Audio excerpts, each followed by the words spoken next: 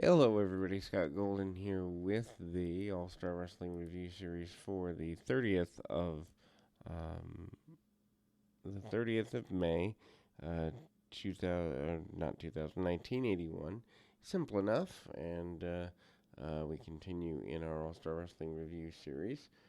This is hosted by Vince McMahon, Pat Patterson, including Angela Mosca, Rick McGraw match, and the aftermath from the 52381 Championship Wrestling, including Van conducting a ringside interview with Don Morocco and the Grand Wizard as well. And again, I mean, you have just an interesting bit of information as it relates to kind of um, the nature of what it is to move forward, what it is to build a company. I mean, again, this is less than 2 years from McMahon's takeover. This is less than 3 years from the uh, national expansion time. So, just really interesting that you're kind of seeing some of the guys, many of the guys that would be used by Vince to further his run. Pat Patterson and Vince McMahon almost always now the announcers and such. Rick McGraw in this particular match. I don't know why the McGraw and Mosca match is shown from another program. Maybe they just need to fill out the program. Anyway, Lou Albano certainly very happy with his foray with his man into things there. McGraw has been up and down the cards throughout. 1 week he's, looking pretty strong. The next week he's kind of taking losses against, I wouldn't say the lesser talent, but a little bit lesser talent. Uh, Bob Backlund watching along from the ringside area is shown a couple times there. Punch kick by Mosca. Mosca not wasting a whole abundance of time or energy towards the aspect of trying to get an advantage for himself there. Clothesline across the top rope and everything that's associated there. And again, hard shots. Mosca is not really going down, not doing a whole abundance of selling for his adversary, Rick McGraw, here. A trip from the outside by Albano gets Mosca an advantage over McGraw. McGraw again. And then there's a pull apart as McGraw is laid out and injured by Mosca a little bit. Various other people come out to help the injured Rick McGraw, including Mil Moscris, among other baby faces. We move into another match here. This time, George the Animal Steel with Classy Freddie Blassie. Not quite sure why Blassie would be the one to manage Steel here. Arm bars and the flying hammerlock by Steel after some punch kick and really basic stuff.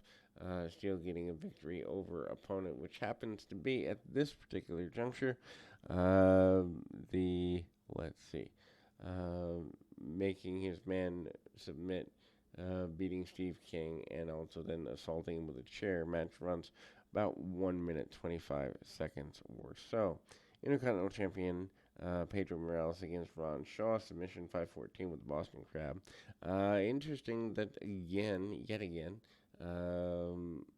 the um, continuation of a pretty big thing for uh, Steel there. Backlund is talked about by Morocco, as is the winning of the Intercontinental Championship.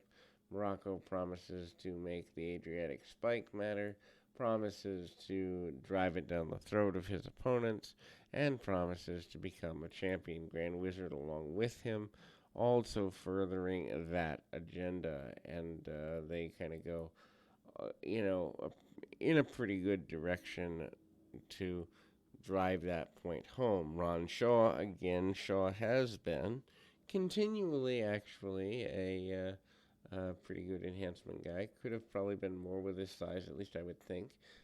Shaw does grab some side headlocks, and um, Morales comes back with top wrist locks and really basic stuff. Nothing necessarily to write home about, but at the same time, a basic back and forth match.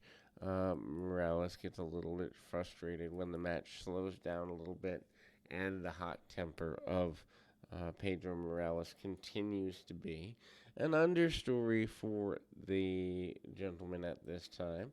Again, cutoffs by Morales. Morales hits a knee to the midsection, and then finally winning um, with the Boston Crab. I don't quite understand the reliance on the Boston Crab for a babyface, but anyway, it is what it is. Of course, Rick Martel does it years later with Tito Santana, but maybe in a tag match it makes more sense to me, or I just hadn't seen enough of um, Pedro Morales during his prime to figure out why that move matters.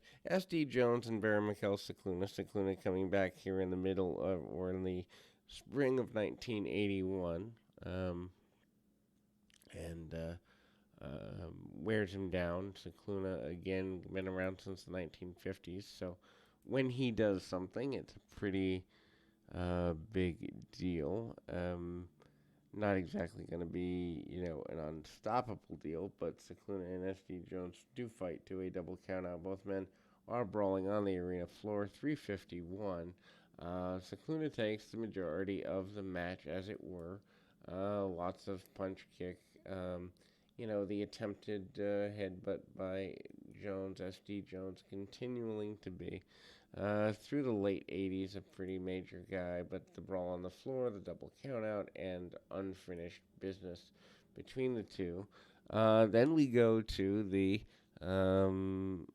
add-on of a new Moondog with the Moondogs. Also, Moondogs are your tag team champions for the time. Moondogs defeating Angelo Gomez and Yoshiatsu 613.